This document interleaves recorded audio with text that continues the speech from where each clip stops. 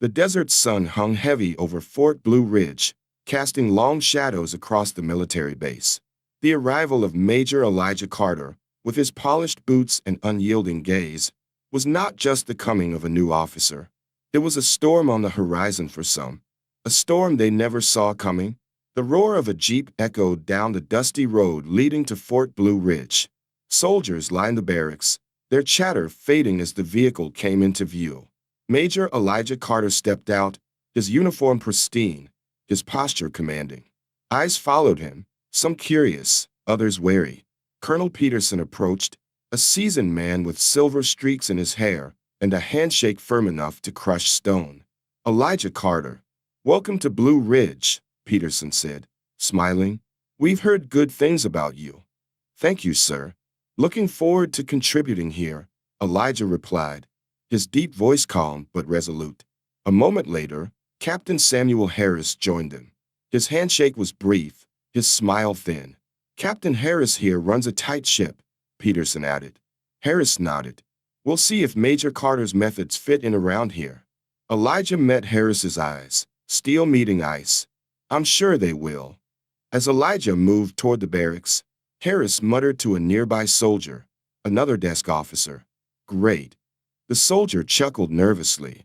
Elijah walked through the barracks, scanning every bunk and corner. The room smelled faintly of sweat and dust. A few soldiers quickly straightened their beds under his watchful gaze. He stopped beside a bunk where boots were sloppily placed. "Who sleeps here?" Elijah asked. A young private raised his hand. "I do, sir." "Do better.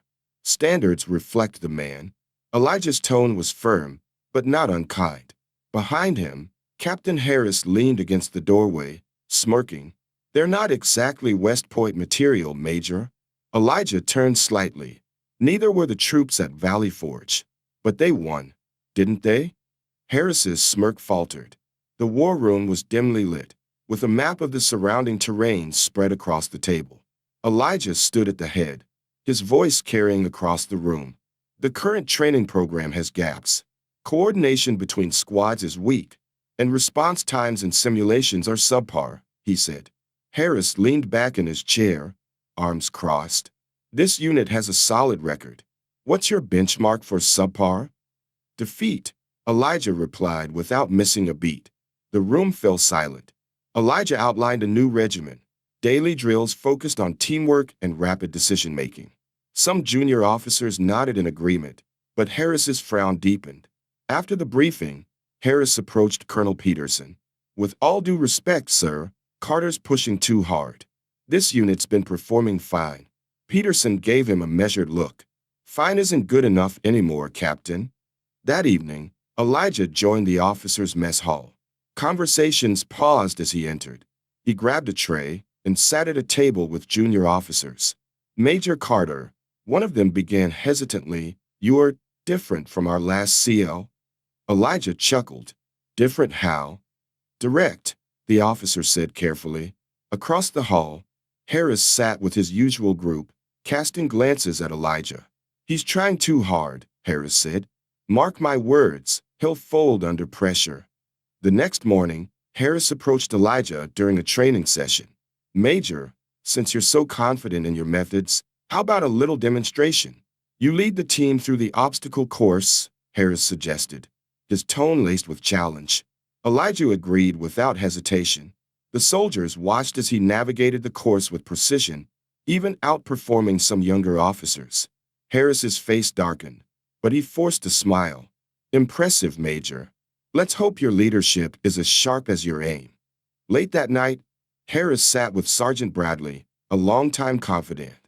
"This base doesn't need someone like Carter," Harris said, sipping his coffee. Bradley hesitated. "Sir, he seems capable." Harris's voice hardened. "You don't understand. People like him, they don't last in positions of authority." Bradley shifted uncomfortably but said nothing. Elijah walked the grounds, stopping to talk with soldiers. He helped the young private adjust his rifle grip during target practice and offered advice to another struggling with navigation techniques. One soldier, Corporal Diaz, approached him hesitantly. "Major Carter, sir, thank you." No one's ever taken the time to explain things like this. Elijah nodded. A strong unit is built on strong individuals. If you succeed, we all do. Harris couldn't contain his frustration any longer. He confronted Elijah in the officers' quarters. You're trying to change everything overnight, Harris said. You're not giving the men time to adapt. Elijah remained calm. Improvement doesn't wait, Captain. And this isn't about me, it's about the mission. Harris's fist clenched. You don't belong here, Carter. Elijah's eyes narrowed. I belong anywhere I've earned the right to be. Can you say the same? The soldiers began to divide into camps, those who respected Elijah's leadership and those who sided with Harris's skepticism. In the barracks, whispers grew louder. He's tough, but fair, one soldier said. He's pushing us too hard, another argued. Elijah noticed the growing tension and made a mental note to address it. During a simulated emergency drill, Harris deliberately withheld critical information from Elijah's team, hoping to expose a flaw in his leadership. Despite the setback, Elijah's quick thinking and adaptability turned the tide, completing the simulation successfully. As the soldiers regrouped, Elijah locked eyes with Harris. There was no anger in his gaze, only quiet determination. This isn't a game, Captain. Lives depend on us working together, Elijah said. Harris turned away, his jaw tight. The air at Fort Blue Ridge felt heavier. Conversations became whispers, glances carried meaning, and the unspoken feud between Major Elijah Carter and Captain Samuel Harris was like an undercurrent threatening to pull the entire unit under. If Elijah was the storm on the horizon, Harris was the mountain refusing to bow. The war room was filled with the quiet hum of officers flipping through their schedules. The walls were adorned with maps, and the large table in the center was scattered with documents and markers. Major Elijah Carter stood at the head of the room, his expression calm but firm. Today's objective is simple. We'll focus on unit coordination and rapid response drills. The last simulation exposed weaknesses in our ability to communicate under pressure, he began. Captain Samuel Harris leaned back in his chair, arms crossed. His lips curled into a faint smirk as he interrupted. Don't you think that's overly ambitious, Major? We're barely a week into this new system of yours. Elijah didn't flinch. He met Harris's gaze evenly. It's only ambitious if the team isn't focused, Captain. I believe they are. A few younger officers glanced nervously between the two men. The tension was palpable. Harris leaned forward, his smirk deepening. Belief is one thing. Results are another. Without missing a beat, Elijah responded. We'll see results by the end of the day. Dismissed. As the officers filed out, Elijah spoke again. Captain Harris, a word? Harris lingered, his posture casual but his eyes sharp. Something on your mind, Major? He asked, feigning innocence. Elijah stepped closer, his voice low but firm. This isn't the first time you've tried to undermine me, and I doubt it will be the last. Let me be clear, personal grievances have no place here.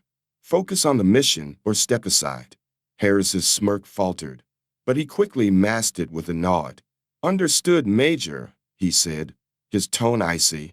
The training field was alive with activity. Soldiers crawled under barbed wire, scaled walls, and sprinted through obstacle courses. Elijah watched from a raised platform, his sharp eyes noting every detail.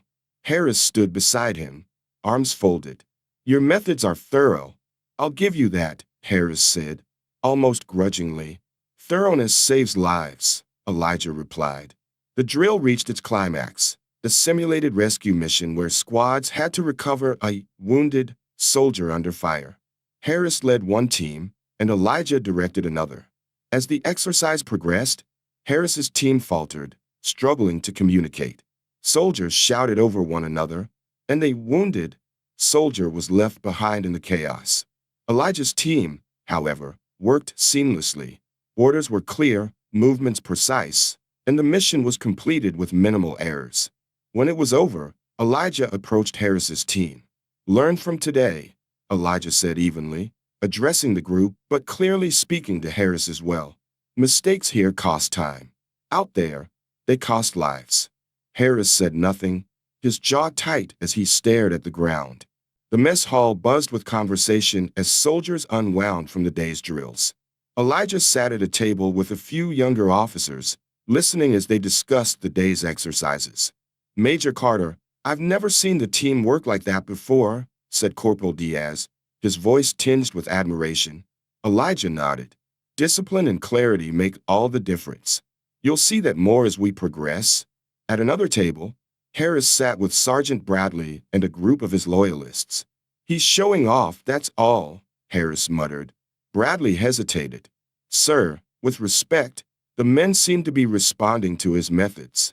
Harris shot him a sharp look. "He's making me look weak. I won't let that stand." Elijah stood outside the barracks, the cool night air brushing against his face. He had been reviewing the day's performance reports when Harris approached. "You think you're better than me, don't you?" Harris said, his voice low but seething. Elijah turned to face him, his expression calm. "This isn't about me, Captain. It's about the unit."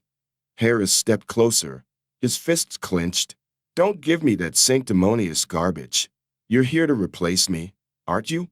To show me up?" "I'm here to lead," Elijah replied firmly. "If that threatens you, maybe you should ask yourself why." Harris's face darkened, but he said nothing and walked away. The next day, Elijah led a simulated ambush exercise in the dense woods surrounding the base. Teams had to react quickly to an unexpected attack. Harris saw his opportunity. He deliberately withheld key information from Elijah's team, hoping to cause confusion. When the ambush began, Elijah's team was momentarily disoriented. But Elijah's quick thinking and clear commands rallied the group, and they turned the situation around, neutralizing the enemy. Watching from a distance, Harris frowned. His plan to sabotage Elijah had backfired. Colonel Peterson called both Elijah and Harris to his office that evening. The walls were lined with plaques and commendations, a testament to the base's storied history. "I've been watching the two of you," Peterson began. "This unit needs strong leadership, not petty rivalries." Harris opened his mouth to speak, but Peterson held up a hand. "Major Carter has proven his capabilities. Captain Harris, I suggest you find a way to work with him, not against him." Harris nodded stiffly. "Yes, sir." Private Jenkins, a young soldier, wrote a letter home that night. "There's a new officer here, Major Carter. He's tough but fair. The other officers don't always like him, especially Captain Harris. But I think Carter's the leader we need.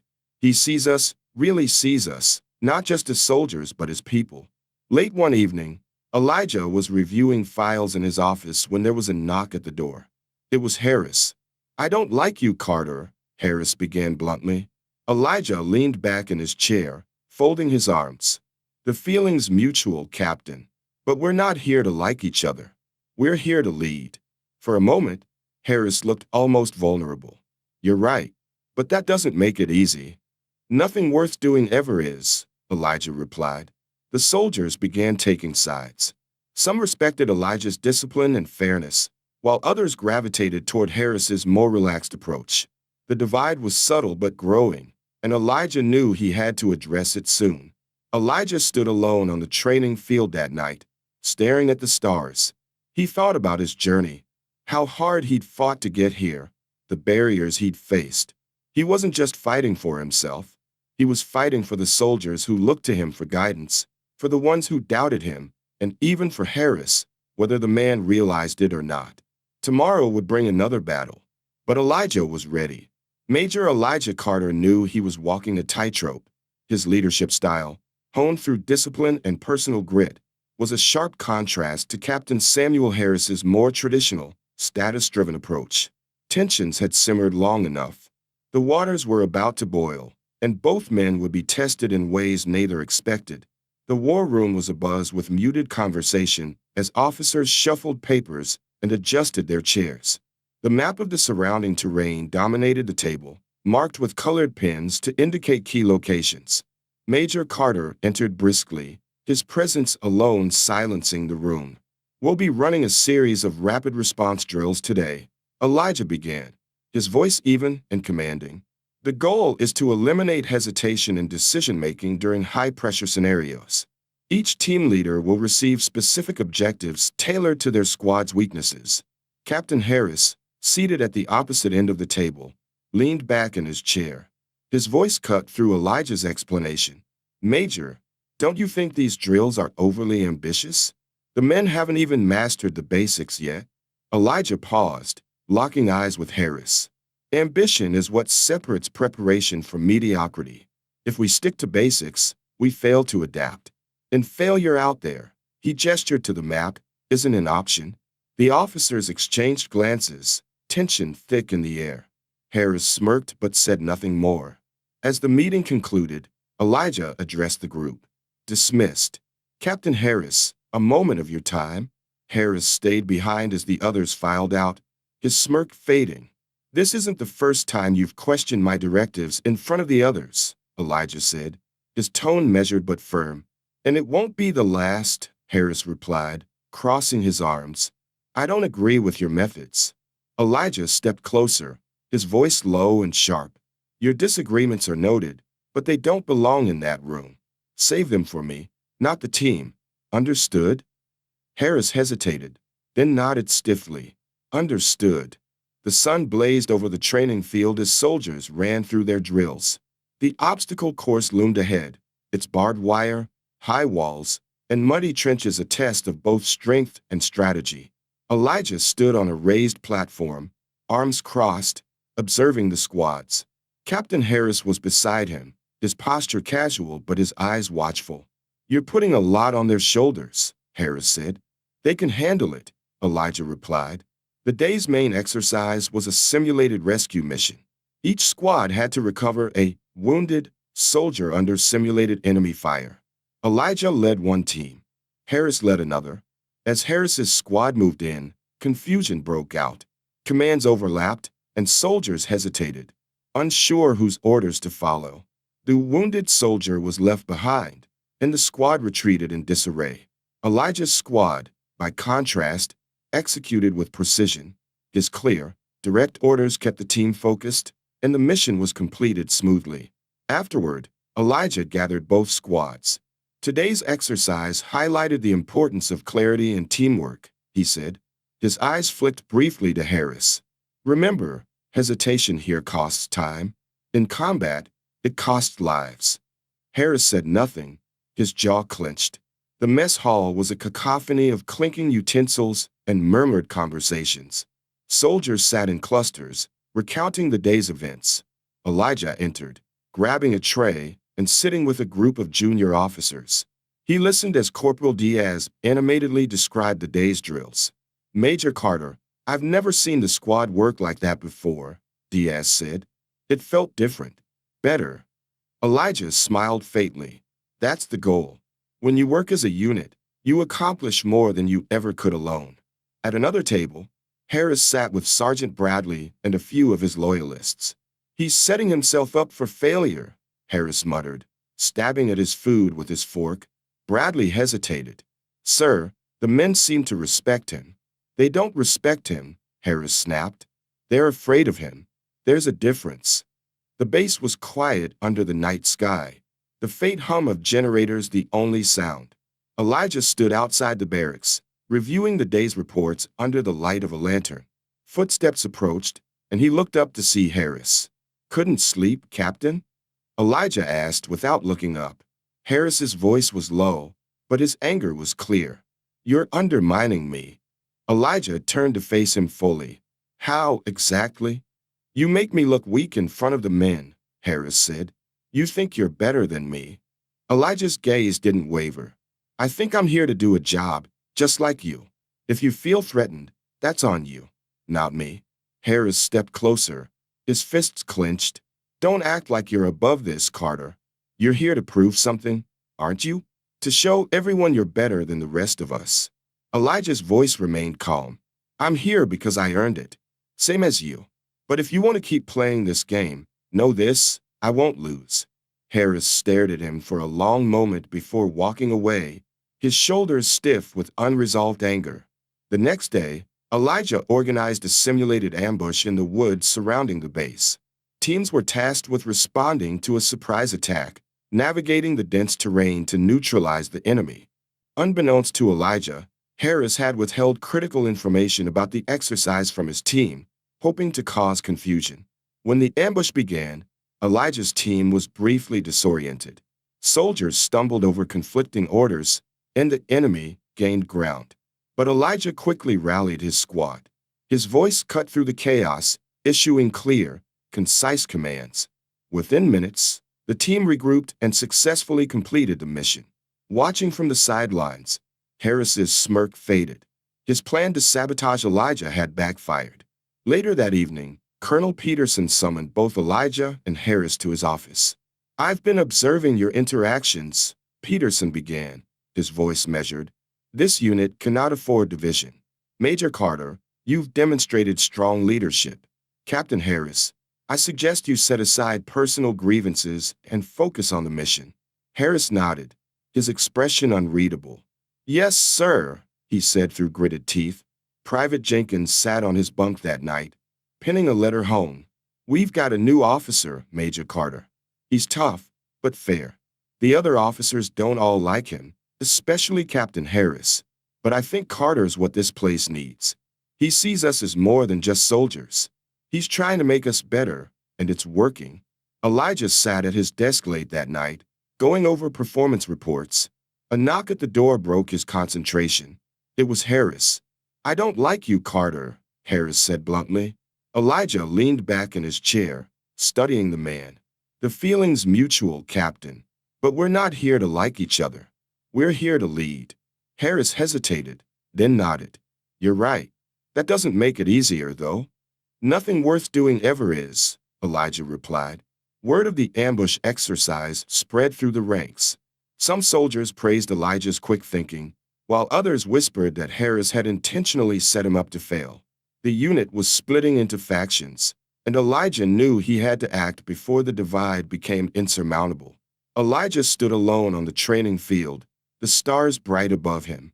He thought about the challenges he'd faced to get here, the prejudices he'd overcome, and the responsibility he now bore.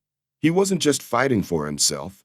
He was fighting for every soldier who looked to him for guidance, and even for Harris, whether the man realized it or not. Tomorrow would bring another test. Elijah was ready. The storm at Fort Blue Ridge was no longer brewing. It was here. Divisions within the ranks grew sharper, and loyalty was no longer a given. For Major Elijah Carter and Captain Samuel Harris, the days ahead would be a battle not just for control of the unit, but for their own sense of purpose. Colonel Peterson stood before Elijah and Harris in his office, his tone unyielding. "This tension between you two has gone on long enough," he began, his steely gaze moving between them. "You're both leaders in this unit. Act like it." Harris crossed his arms, his lips pressed into a thin line. Elijah, standing at ease, gave a single nod. "With that in mind," Peterson continued, "the next set of drills will be led by both of you together.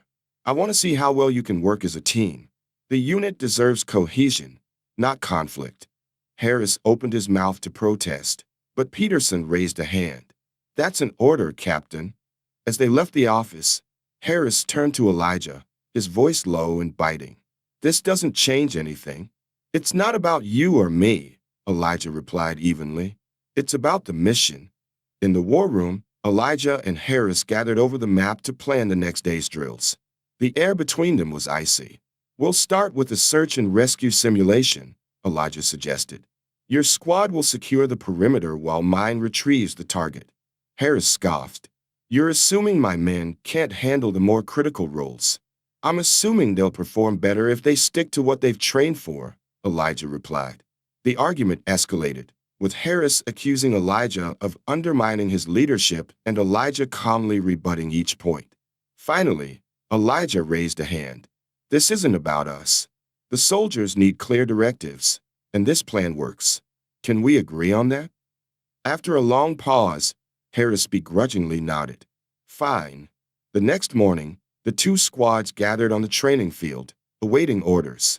The tension was palpable, with soldiers whispering about the unusual pairing of their leaders. Elijah and Harris briefed the teams together, but their delivery highlighted their differences. Elijah, precise, calm, and methodical. Harris, assertive, loud, and commanding. As the exercise began, Harris deviated from the plan, ordering his squad to advance prematurely. The move threw off Elijah's team, creating confusion and chaos. When the simulation ended, Elijah approached Harris, his expression controlled but his voice firm. "We had a plan, Captain. Why didn't you follow it?" "I adjusted based on the situation," Harris shot back. "No, you acted on impulse and endangered the mission." Their argument was interrupted by Colonel Peterson's arrival. He didn't speak, but his disappointed look was enough to send both men into silence. Back in the barracks, the soldiers were buzzing about the failed drill. Divisions within the ranks grew sharper. "Carter's way would have worked if Harris hadn't gone rogue," Corporal Diaz said, shaking his head. "Yeah, but Carter's too rigid," another soldier countered. "Sometimes you've gotta adapt." Private Jenkins listened quietly, sensing that the unit's cohesion was slipping further by the day. Elijah sat on the steps of the barracks that night, staring out into the dark. To his surprise, Sergeant Bradley approached, sitting beside him. "Permission to speak freely, sir?" Bradley asked. "Always," Elijah replied. Bradley hesitated before speaking. "The men are splitting, Major. Some are with you, some are with Harris. It's not just about leadership anymore. It's personal." Elijah sighed. "I know, but leadership isn't about being liked, Sergeant. It's about doing what's right for the mission." "With respect, sir, sometimes the men need to feel like they're being heard," Bradley said. Elijah nodded thoughtfully. "I'll keep that in mind." Harris was in his quarters when Elijah knocked and entered without waiting for an invitation. "We need to talk," Elijah said, closing the door behind him. "About what?" "How you're always right and I'm always wrong." Harris snapped. Elijah ignored the jab.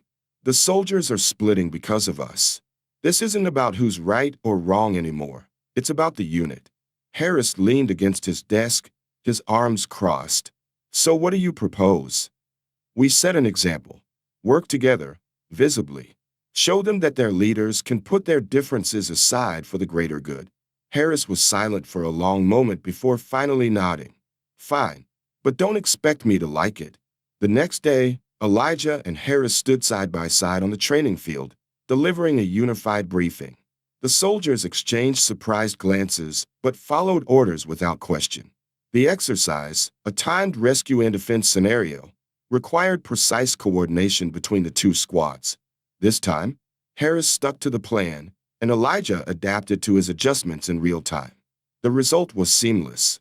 The soldiers performed better than they had in weeks, and murmurs of approval rippled through the ranks. After the successful drill, Harris approached Elijah. "You adapted well today," Harris said grudgingly. Elijah raised an eyebrow. That almost sounded like a compliment. "Don't get used to it," Harris replied, but there was a faint smile on his face.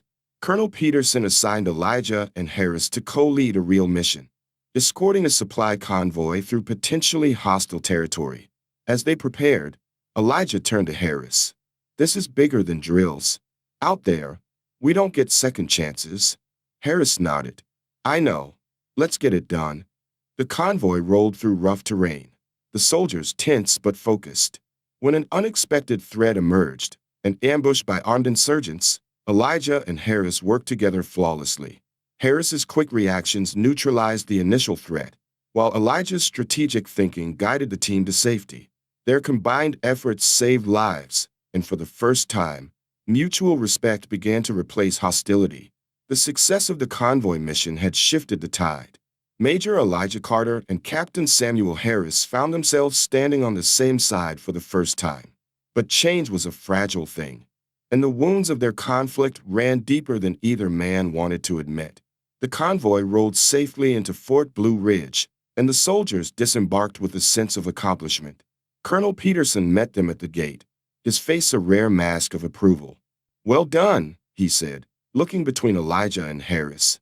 "This is the kind of leadership I expect from this unit. Keep it up." Harris exchanged a brief glance with Elijah. For the first time, there was no hostility, only mutual acknowledgement. That evening, the mess hall buzzed with the energy of a unit that had tasted success. Soldiers joked and laughed. the camaraderie stronger than it had been in weeks. Elijah sat at a table with Corporal Diaz and a few others. "Major, I think that was the first time we didn't hear you and Captain Harris arguing," Diaz said with a grin. Elijah chuckled. "We can surprise you sometimes." Across the hall, Harris sat with Sergeant Bradley. "He's not bad," Harris admitted quietly. Bradley raised an eyebrow. "That's the first time I've heard you say that." "Don't push it," Harris replied, smirking. Late at night, Elijah sat in his quarters, writing in his journal. The events of the past weeks played in his mind. The challenges, the division, the slow shift in Harris's attitude. He paused, staring at the words he'd written. For so long, he'd faced prejudice as a constant shadow. Seeing even the faintest change in Harris was unfamiliar, even unsettling. But it was progress, and Elijah wasn't one to turn his back on that. Harris sat in his office, a bottle of whiskey in front of him. He wasn't drinking, just staring at it. Sergeant Bradley entered cautiously. "You okay, sir?" Bradley asked. Harris sighed. "I've been wrong about Carter. About people like him." Bradley nodded but didn't speak, letting Harris continue. "My father always told me people like him didn't belong in places like this," Harris admitted, his voice low. "Guess he was wrong." Bradley clapped him on the shoulder. "You're not your father, sir. You've got the chance to be better." Colonel Peterson called Elijah and Harris to his office the next day. "We've received intel on a potential threat near the border. I need the two of you to lead a reconnaissance mission," Peterson said. Elijah nodded. "Understood, sir." Harris hesitated, then spoke. "We'll get it done." The recon mission took them deep into the rugged terrain near the border. Elijah and Harris worked together seamlessly, each compensating for the other's weaknesses. When they stumbled upon an unexpected enemy outpost, Harris's quick reflexes saved them from an ambush. "Nice work, Captain," Elijah said as they took cover. "Team effort," Harris replied, and this time, there was no sarcasm. That night, as the soldiers set up camp, Elijah and Harris took the first watch together. The fire crackled softly, casting shadows over their faces. "I used to think you didn't belong here," Harris admitted after a long silence. Elijah glanced at him. "What changed?" "You proved me wrong," Harris said simply. "You didn't have to, but you did." Elijah nodded, his voice quiet. "People like me always have to prove it, Harris. It's just how it is." Harris looked down, ashamed. "I'm sorry for making it harder." As dawn approached, the enemy outpost sent a patrol toward their camp. Elijah and Harris worked together to neutralize the threat, their coordination flawless. When the skirmish ended, Harris extended his hand. "We make a good team." Elijah took it. "We do." The recon mission was a success, and as they returned to Fort Blue Ridge, the soldiers noticed a difference in their leaders. "They're actually getting along," Private Jenkins whispered to Diaz. "About time," Diaz replied with a grin. Colonel Peterson called a meeting with the entire unit. "I've seen remarkable growth in this team over the past few weeks," Peterson began. "And much of that is thanks to the leadership of Major Carter and Captain Harris." The soldiers broke into applause, and for the first time, Elijah and Harris stood side by side, united not just by duty but by mutual respect. The shift in the relationship between Major Elijah Carter and Captain Samuel Harris had begun to ripple across the entire unit. But unity born of hardship is fragile, and new challenges loomed on the horizon. Fort Blue Ridge was about to face its greatest test yet, one that would determine not just the strength of their leadership but the resolve of every soldier. The war room was tense as Colonel Peterson addressed Elijah, Harris, and the other senior officers. "We've received actionable intelligence about a heavily armed insurgent group operating near the base," Peterson said, pointing to a map. "They're planning to intercept our next supply convoy and launch an assault on Fort Blue Ridge." The room fell silent. Harris leaned forward. "What's our plan of action, sir?" Peterson turned to Elijah and Harris. "You two will co-lead the operation to neutralize this threat. The entire unit will mobilize. This isn't a drill. This is war." Elijah and Harris stood together before the assembled soldiers on the training field. Elijah spoke first, his voice calm but firm. This is what we've been preparing for. The drills, the exercises, the discipline. It all leads to this moment. Stick to your training, trust your team, and we'll come out of this stronger. Harris stepped forward. His voice was louder, charged with urgency. This isn't just another mission. This is our home, and we're not going to let anyone take it from us. Fight smart, fight together, and we'll send them packing. The soldiers cheered, their spirits lifted by the unified front their leaders presented. The base was a hive of activity as soldiers loaded weapons, checked equipment, and prepared vehicles. Elijah moved through the ranks, offering quiet encouragement to individuals. He stopped beside Corporal Diaz, who was checking his rifle with trembling hands. Nervous? Elijah asked. A little, sir, Diaz admitted. That's good. It means you're alert. Use it, Elijah said, placing a hand on Diaz's shoulder. Meanwhile, Harris oversaw the logistics, barking orders to ensure every soldier knew their role. Despite his gruff demeanor, there was a fire in his eyes that inspired confidence. That evening, Elijah and Harris sat together in the officers' mess, the weight of the coming mission hanging over them. Ever feel like the odds are stacked against you? Harris asked suddenly. Every day, Elijah replied. But you face them anyway. That's what matters. Harris nodded, swirling his coffee. I used to think differently. I thought I had to fight to keep people like you out of places like this. Now, I'm fighting to keep you here. Elijah smiled faintly. Progress, Captain. The next morning, the convoy rolled out under heavy guard, with Elijah and Harris riding in the lead vehicle. The plan was simple. Lure the insurgents into an ambush of their own. The attack came swiftly. Insurgents emerged from the surrounding hills, firing from hidden positions. The convoy stopped, and chaos erupted as soldiers returned fire. Elijah took charge of the defense, barking orders with precision. Squad Alpha, suppressing fire. Squad Bravo, flank left. Harris coordinated the counterattack, moving through the ranks with fearless energy. Keep moving. Stay in formation. The combined leadership of the two men turned the tide. The insurgents were caught off guard by the unit's discipline and retreated under heavy losses. After the battle, the soldiers regrouped. The air was thick with smoke and the groans of the wounded. Elijah knelt beside a young private who had been hit, pressing a bandage to the soldier's side. You're going to be okay, Elijah said firmly, though his eyes betrayed his worry. Harris stood nearby, his jaw tight as he surveyed the losses. We won, but it wasn't clean, he said quietly. It never is, Elijah replied. The convoy returned to Fort Blue Ridge late that night. The mood was subdued, the weight of the day's events heavy on everyone's shoulders.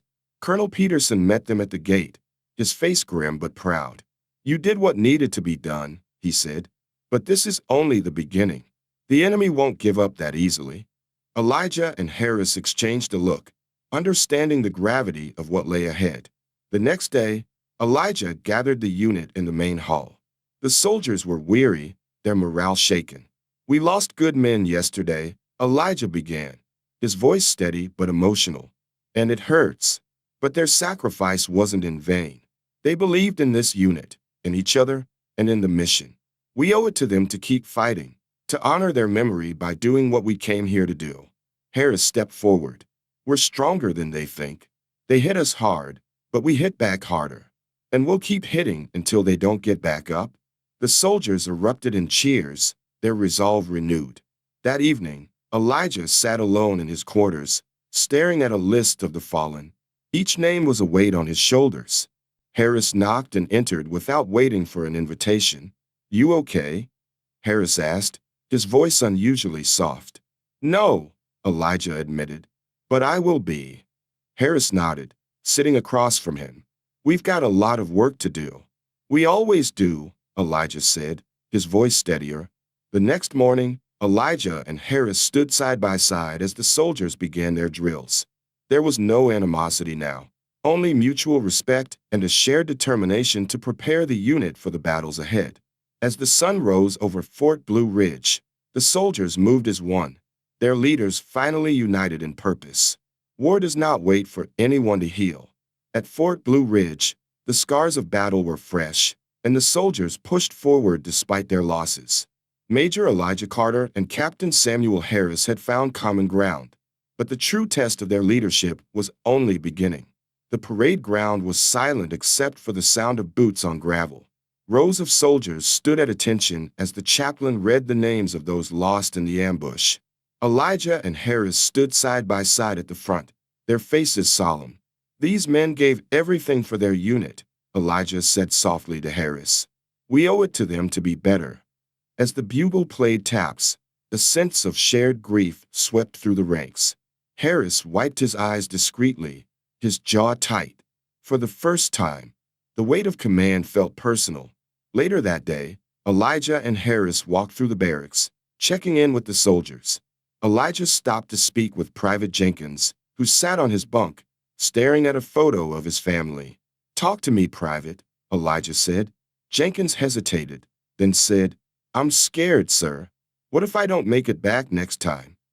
Elijah knelt beside him. "Fear is natural, Jenkins. It's what keeps us sharp. But trust your training, and trust your team. We'll get through this together." In another part of the barracks, Harris found Corporal Diaz, who was tending to his gear.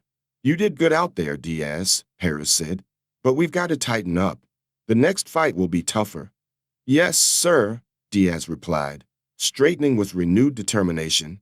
In the war room, Elijah and Harris held a strategy meeting with the junior officers.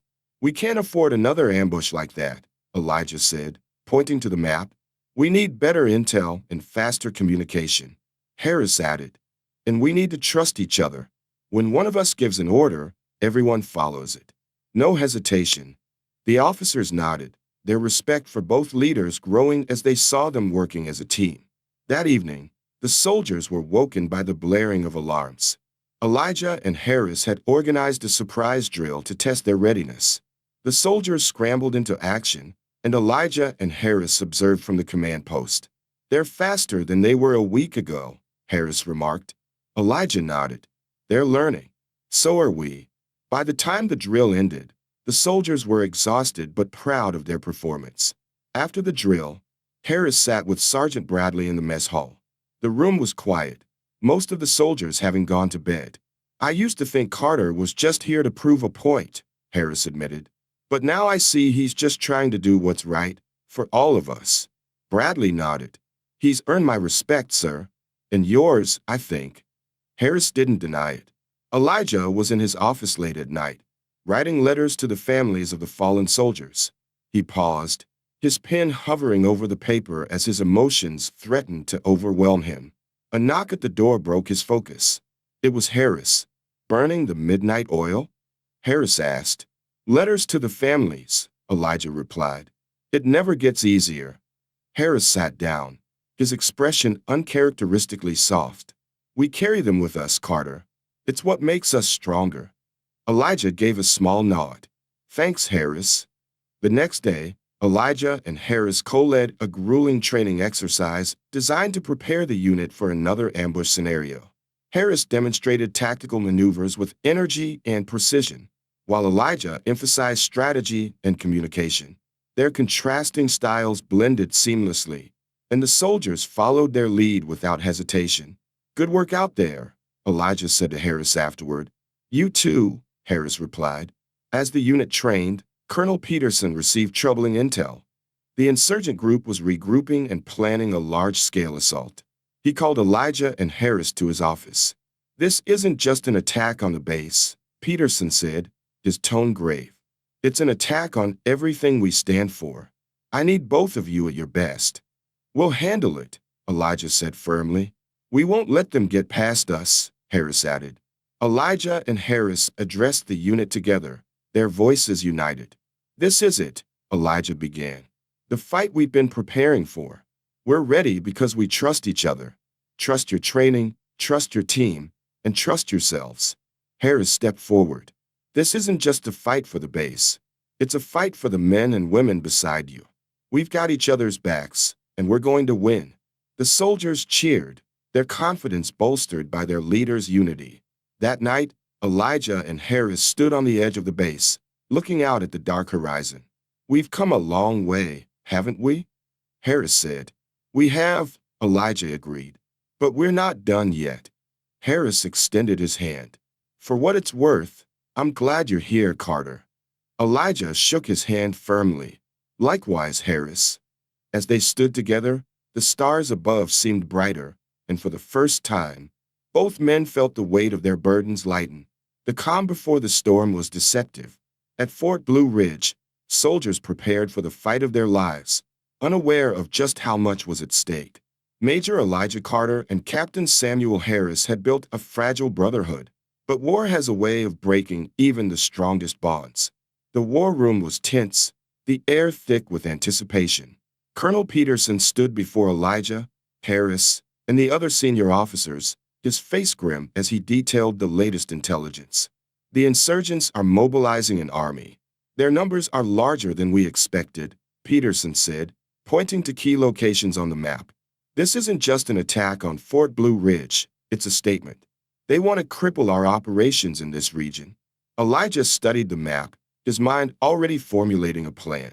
We need to fortify the base and prepare for a multi-front assault. They'll likely use the terrain to their advantage. Harris nodded. And we need scouts in the field to track their movements. If we can predict their approach, we can turn the tide. Peterson's voice cut through the room. This is an all-hands-on-deck situation. I expect both of you to lead by example. The lives of everyone here depend on it.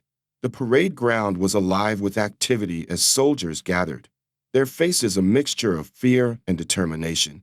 Elijah and Harris stood together before them, their voices carrying across the crowd. Elijah began, his tone calm but commanding. This is what we've trained for. Every drill, every lesson, every hardship. It's all been for this moment. Stay sharp, stay disciplined, and trust your team. We will prevail. Harris followed, his voice brimming with energy. This isn't just about defending a base. This is about defending your brothers and sisters beside you. We're stronger together, and no one can take that from us. Let's show them who we are. The soldiers erupted in cheers, their spirits lifted by the unified front their leaders presented. The base transformed into a fortress. Soldiers reinforced barricades, set up machine gun nests, and laid traps along the perimeter.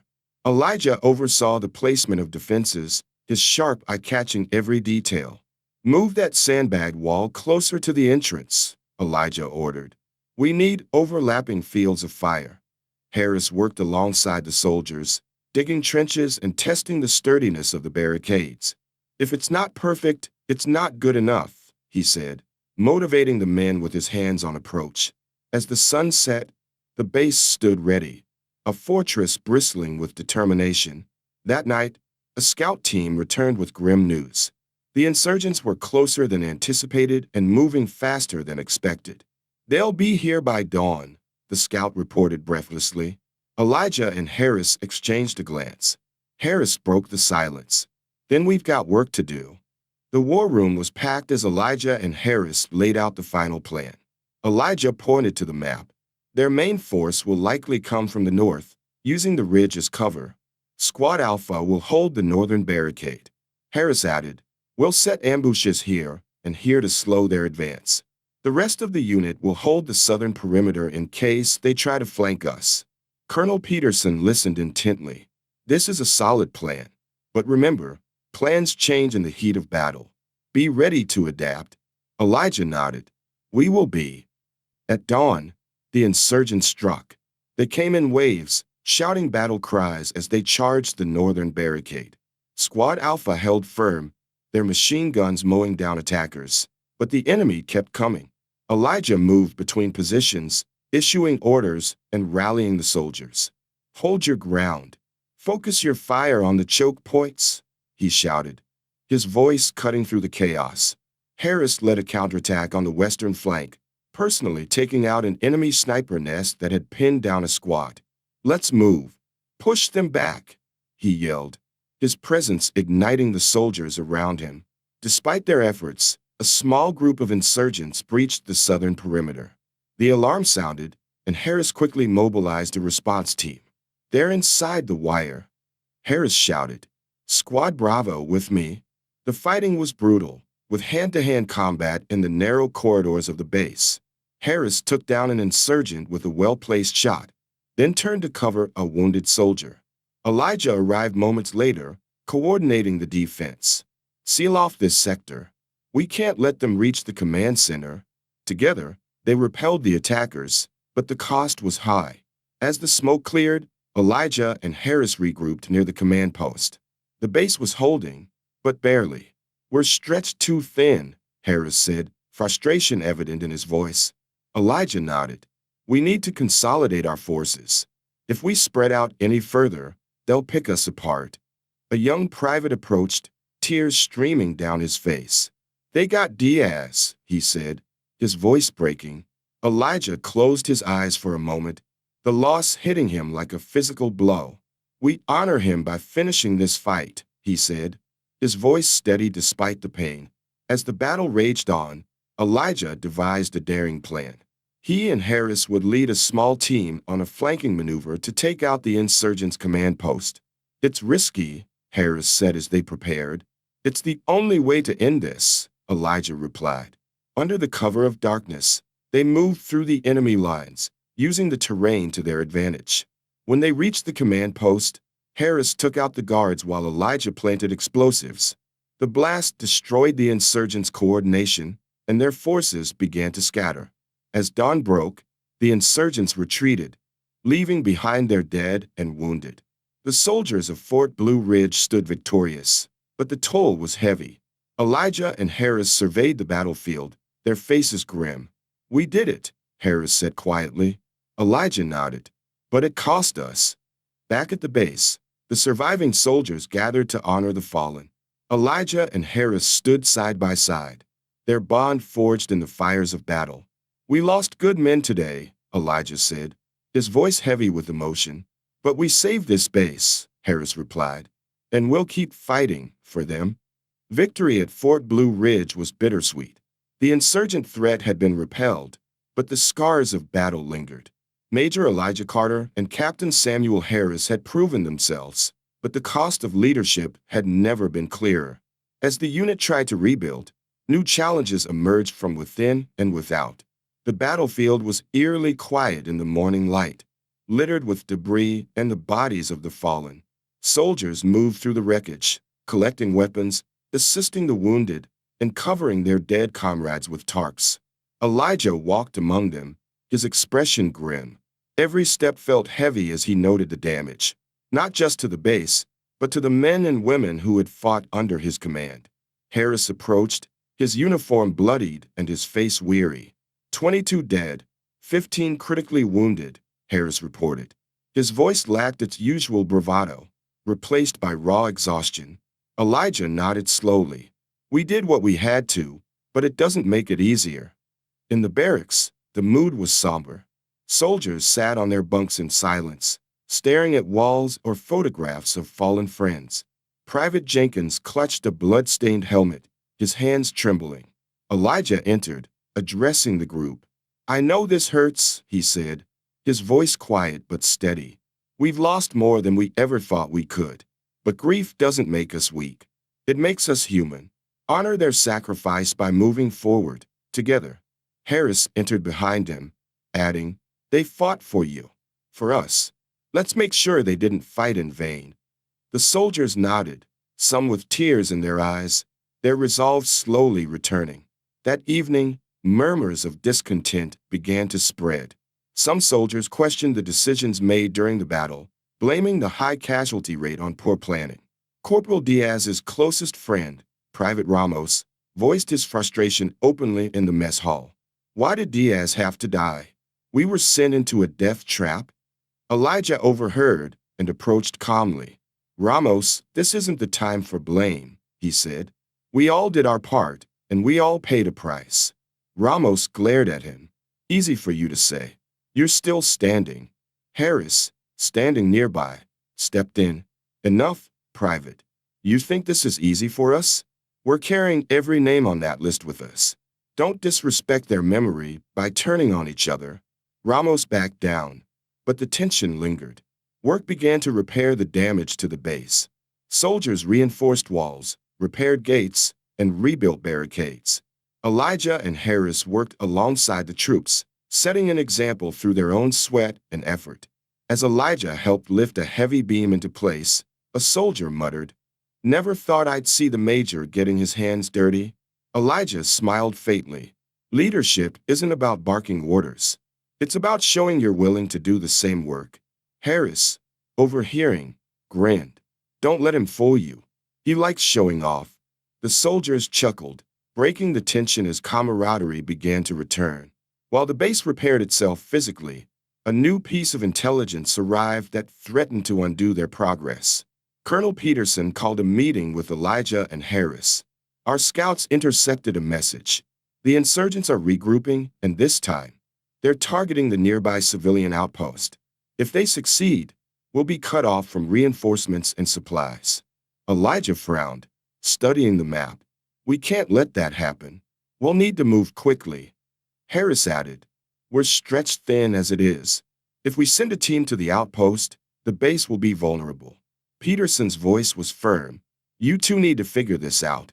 The stakes are too high to fail. In the war room, Elijah and Harris debated their options. We need to split the unit, Elijah argued.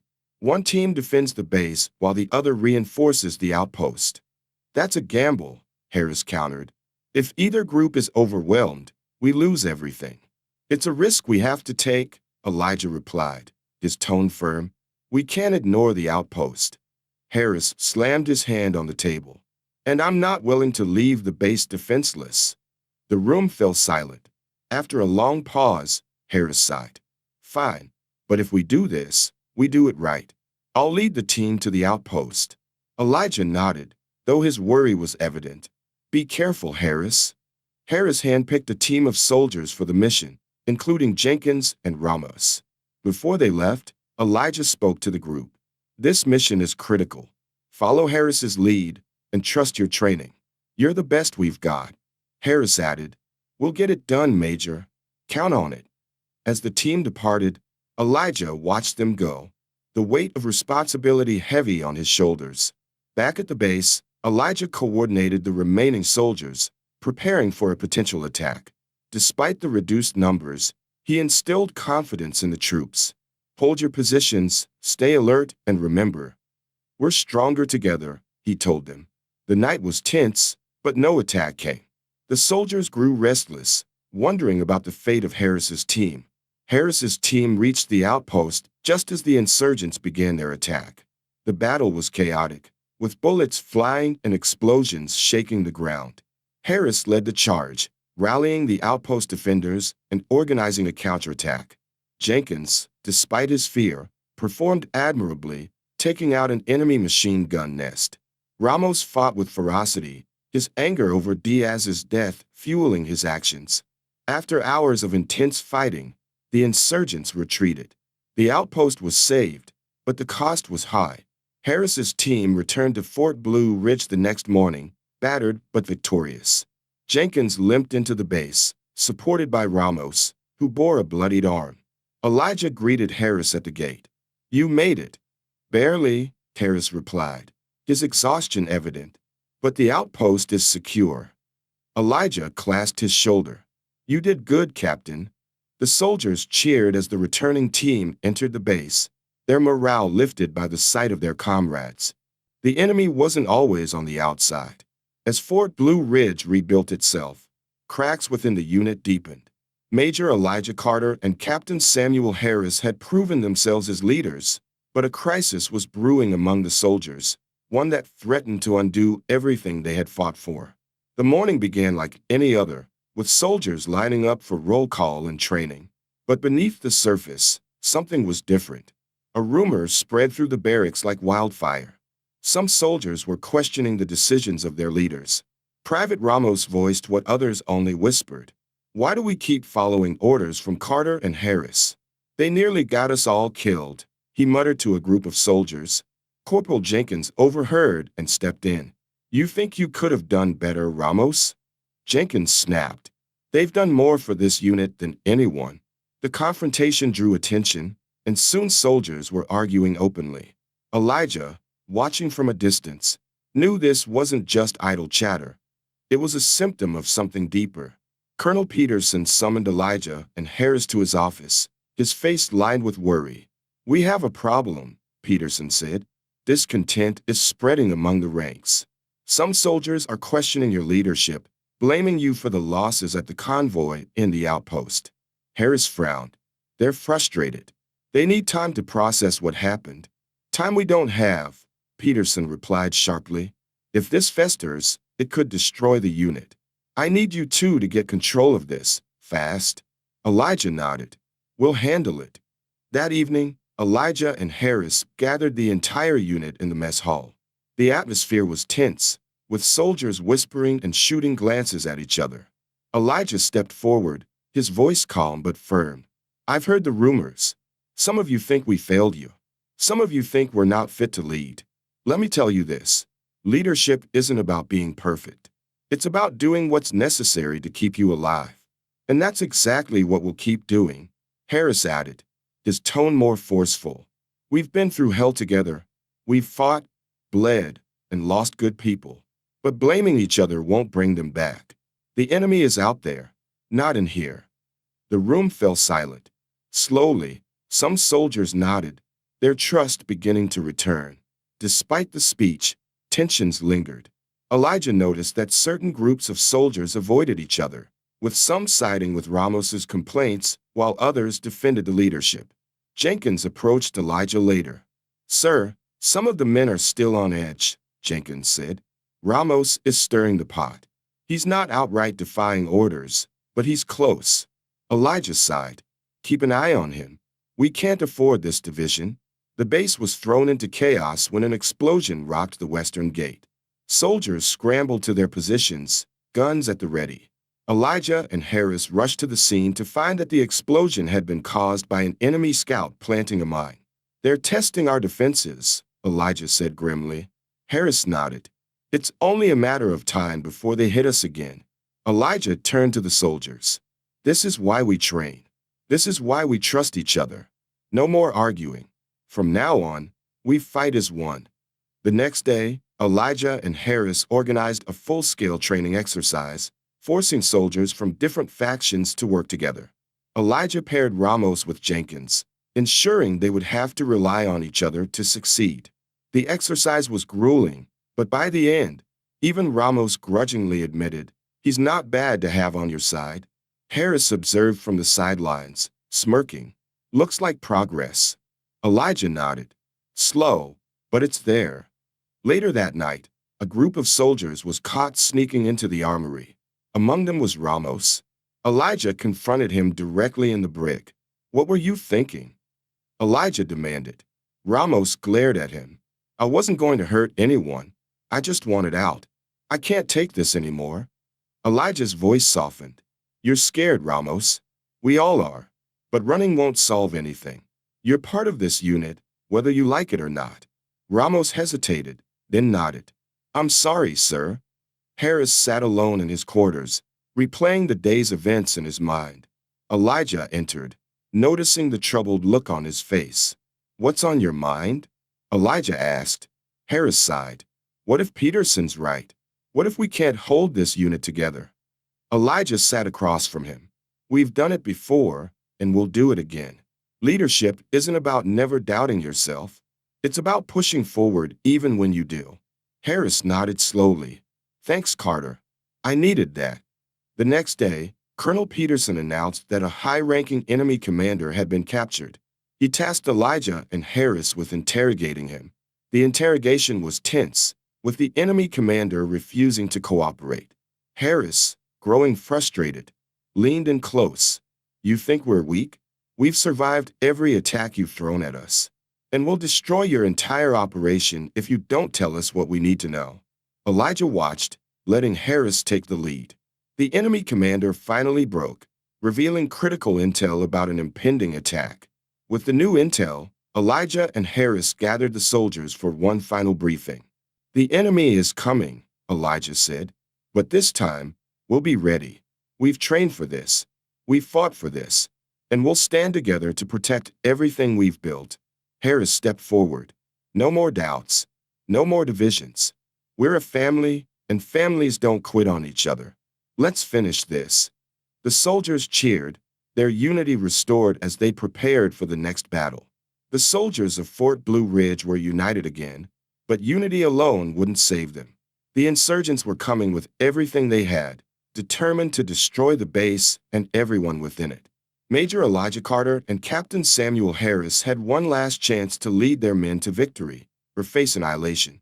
The base was eerily quiet as the soldiers prepared for the impending attack. Elijah walked the perimeter, checking defenses and exchanging quiet words with the guards. "Sir, do you think we can win this?" Private Jenkins asked, his voice shaking. Elijah paused, placing a firm hand on Jenkins's shoulder. "We've faced worse and come out stronger. Trust your training, and trust me." Across the base, Harris gave the same message in his own way, rallying the soldiers with his characteristic energy. "They think they can take us? Let's show them what Fort Blue Ridge is made of." The attack began at dawn. Mortar shells rained down on the base as insurgents charged the northern wall. The defenders opened fire, holding the line as chaos erupted around them. Elijah moved between positions, issuing precise commands. "Shift fire to the left flank. They're regrouping over there." Harris led a counterattack, charging into the fray with a squad of soldiers. "Push them back. Show them we're not afraid." The first wave was repelled, but the cost was high. The wounded were carried to the medical tent as the soldiers regrouped for the next assault. The insurgents launched a second, more coordinated attack, focusing on the southern perimeter. This time, they broke through, swarming into the base. "Fall back to the inner defenses," Elijah shouted, rallying the troops. Harris met him at the command post, his face grim. "They're everywhere," Harris said. "Then we fight everywhere," Elijah replied. The battle became a brutal close-quarters fight, with soldiers defending every inch of the base. Elijah and Harris fought side by side, their bond forged in blood and fire. As the fighting continued, Elijah realized that the insurgents wouldn't stop until they were completely destroyed. "We need to take out their command post," Elijah said. "If we cut off their leadership, the rest will crumble." Harris nodded. "I'll lead the charge." "No," Elijah said firmly. "We do this together." Elijah and Harris gathered a small team and launched a daring assault on the insurgents' command post. They moved through enemy lines, using the terrain to their advantage. When they reached the post, Harris led the attack while Elijah planted explosives. The fighting was fierce, but their determination didn't waver. As the charges detonated, the insurgents' coordination collapsed. The insurgents retreated in disarray, leaving Fort Blue Ridge battered but standing. Elijah and Harris returned to the base, their uniforms torn and bloodied. The soldiers cheered, their morale soaring as they realized they had won. But the cost was evident in the faces of the survivors and the list of the fallen. The next day, the soldiers gathered to honor their comrades who had made the ultimate sacrifice. Elijah and Harris stood at the front, their voices heavy with emotion. They gave everything to protect this base, this unit, and each other, Elijah said. "We'll carry their memory with us always." Harris added, "They didn't just fight for us. They fought for a future worth believing in. And we'll make sure their sacrifice wasn't in vain." As the base began to rebuild, Elijah and Harris sat together in the mess hall. For the first time, they allowed themselves to smile. "We did it," Harris said. "We did," Elijah replied. "But the work's not over." "Doesn't matter," Harris said, raising his coffee mug. "As long as we've got each other's backs, we'll handle it." Colonel Peterson called Elijah and Harris to his office. "You've done something remarkable here," Peterson said. "The men respect you. They trust you, and they'll follow you into anything." Elijah nodded. "Because we trust them too, sir." Peterson smiled faintly. "That's what makes you great leaders. Keep it up." As the sun set over the base, the soldiers of Fort Blue Ridge stood together, stronger than ever. Elijah and Harris looked out over the men and women they had led through hell and back. "This is what it's all about," Elijah said. Harris nodded. "Yeah, and it's just the beginning." The story of Fort Blue Ridge didn't end with the battle. It was a story of resilience, brotherhood, and the unbreakable bonds forged in the fires of war. Subscribe for more stories of courage, sacrifice, and the triumph of the human spirit.